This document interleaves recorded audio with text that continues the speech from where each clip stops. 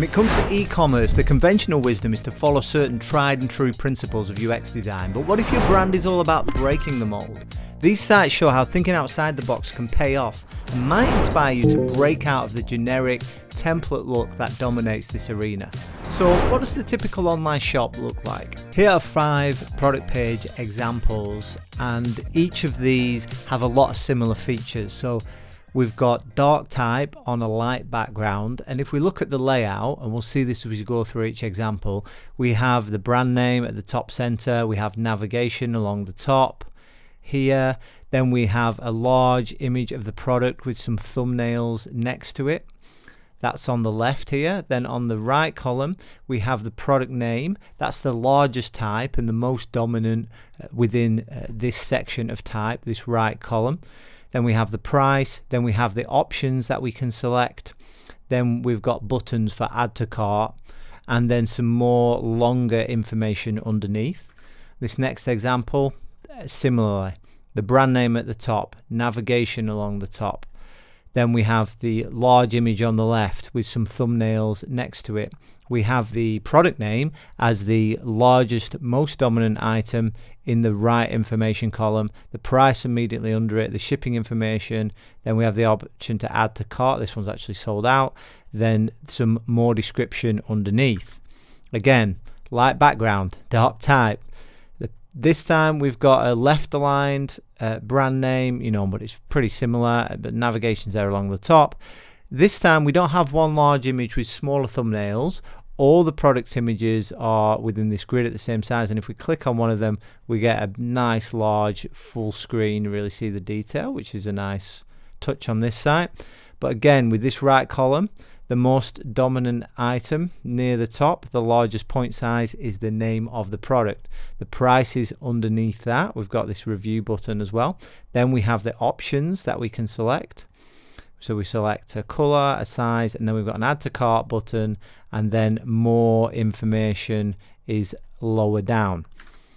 Similarly, lunch skins, a light background, dark type, brand name at the top center, navigation for the site along the top, the different columns. This time the image is in the middle, but again, one large central image like the first 2 examples, then the thumbnails underneath.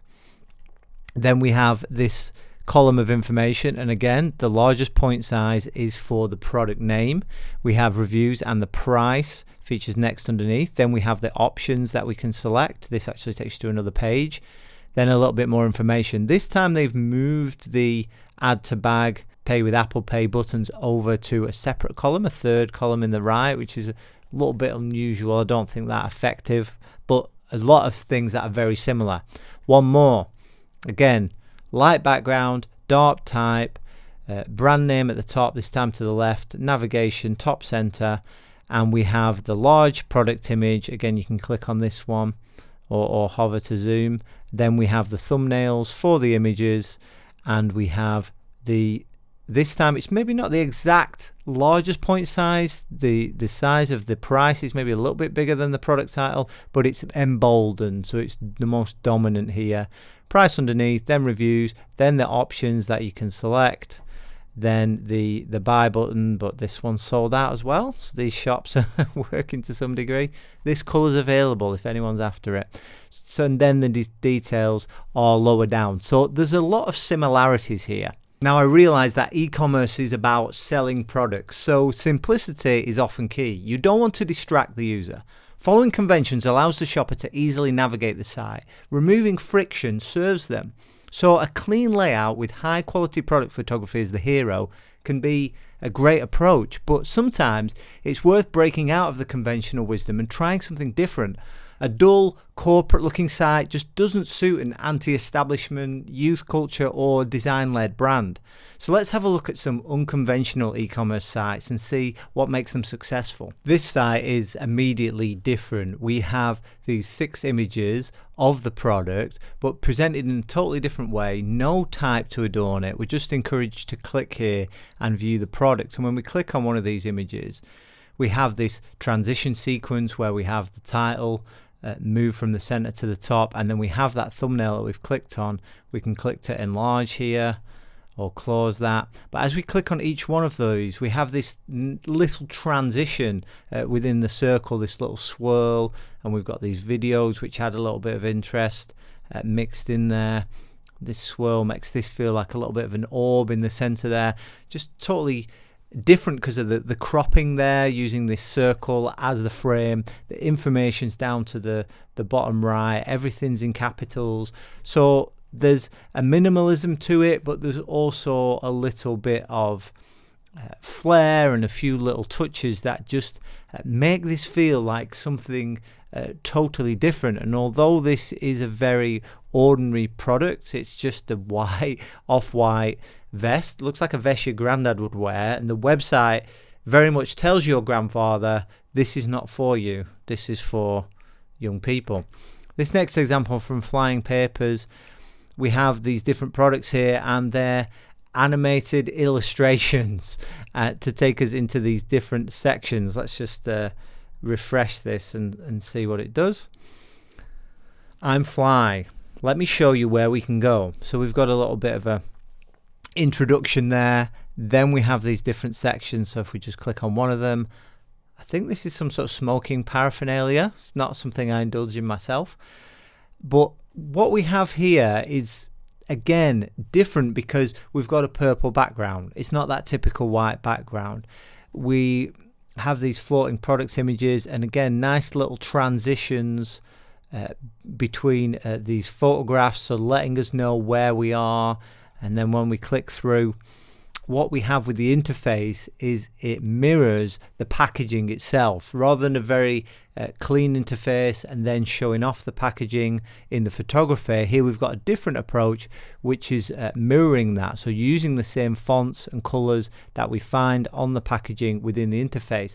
And these product pages, they feel more like landing pages as we're scrolling through. It's kind of like what you would see, you know, on a tech company or like an Apple product, like you scroll through the iPhone information page, and it's encouraging us to scroll and, you know, just throwing these buttons off into random corners and things like that, and giving us this sort of information in more of a storytelling format as it opens up. So if we select like a box of these things, then a box comes up. 5 boxes. It doesn't come up with 5. Let's do 1. Add to bag. Let's click on the bag. So again, just the transitions through and the way this gives us in this headline typeface the total. It's not that typical, very boring looking sort of bag shopping cart experience, and it's introducing color, it's introducing its own unique layouts, but it's still following a lot of good design principles. We've not got unnecessary adornments, lots of white space here. All this clear space directs us towards the center, what we're supposed to be reading, and it is still clear what we are looking at, even though it's somewhat unconventional. This site sells this different apparel, and we've got a lot of layers going on here. As we scroll through, again, we've got some transitions. These are not laid out in a typical product grid that we might expect on an online shop, but again, the storytelling aspect of them being here throughout. If we click on something, we have again a transition that moves through. The product title this time is huge along the top, and again the layering effects going on. The thumbnails are layered across 2 columns.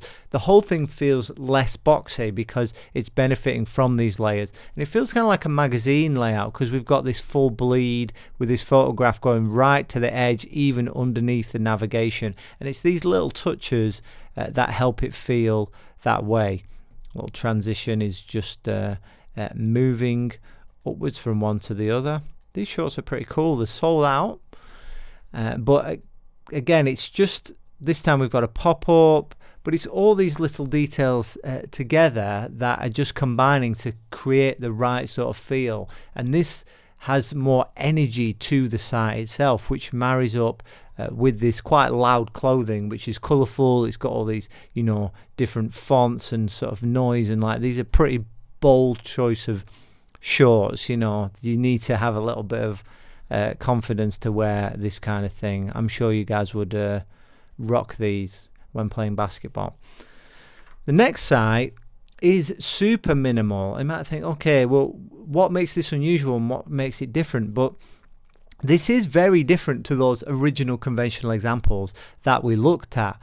The type is all in the same way and the same point size pretty much, and that is a stark choice, but they managed to achieve the hierarchy by using other design principles like white space, positioning, and these things help to establish that. So we first start, at the top, the left, so that's where the product title is, which is the thing that is normally most prominent. They don't need to make it a larger type because it has this position.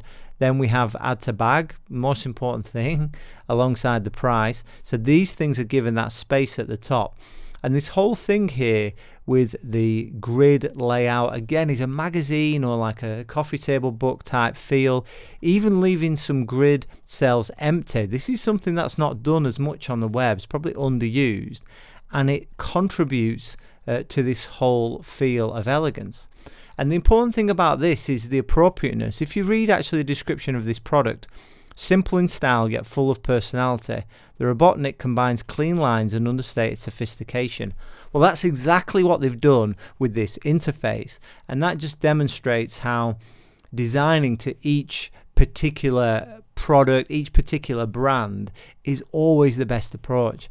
And they've managed to achieve that here, so everything is consistent, and it's the art direction of the typography, of this layout, of the photography, all working together to produce that feel. Now this is an unusual one. So we've got a blurred out image here. It's encouraging us to click. So we click once and we're brought into this robotic figure here who's wearing...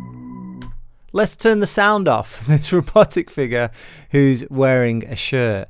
And if we click and drag, we have this 360 view here, plus a little bit up and down, where we can see that this t-shirt is actually an important feature.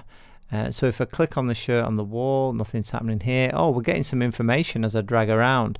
So the information here is on the edge of this frame, the weight of the thread, the materials that are involved in the shirt, and then we've got a buy button clearly at the bottom. So as we hover over this, we get the shirt picture a little bit clearer in the frame.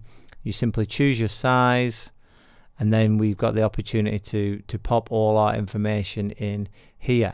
Now you can actually change this character here. If we can have a dinosaur with the shirt on. Maybe you want to see what that looks like. Anybody got the body type of a dinosaur in the comments? We'll click on the character again. We have this female figure here, this box of magic. I don't know who this is supposed to be. Perhaps I need a bit more education in the classics, let me know. But it just gives us that something totally unique and different, and sometimes that is just going to be the vibe, and it's your creativity that is going to allow you to do this kind of thing. One more to look at. This is for Behave, and this is low sugar candy. That's good, so you don't have to be. And again, we want that feel, we want that personality to come through. So we've got these mad colors, these garish sort of clashing colors that have been pulled into the interface itself, and they marry up with the art direction of the photography. You look at like the colors of the rings and things like that, and the colors in the products as well, these colorful products and colorful packaging. And again, we're scrolling through at first to get a little bit of a feel here. Let's go for sweet. So we click on this, and here a lot of the conventions are in place. We have this, the largest point size is reserved for the product name, and then we've got some more information and things like that. But because of the colors and just the overall art direction, the way things are done, it is just producing more of an unconventional feel, and this is something that is feeling a lot more fun and exciting and interesting, which is what they're trying to put across with their brand. This is not some raspberries that photographed very beautifully on a board, but it's somebody squeezing them and the juice running down their hand. And they've just allowed the user interface to have that same sort of playfulness, particularly with the colours and again the full bleed aspects that allow that to marry up with the imagery and the rest of the brand. I hope you enjoyed these unconventional e-commerce sites. These examples show that there's no one-size-fits-all template. Tailoring to each client will always be the best approach, whilst of course adhering to universal principles as necessary. Links to all the sites mentioned are in the description of this video. Until next time, happy designing.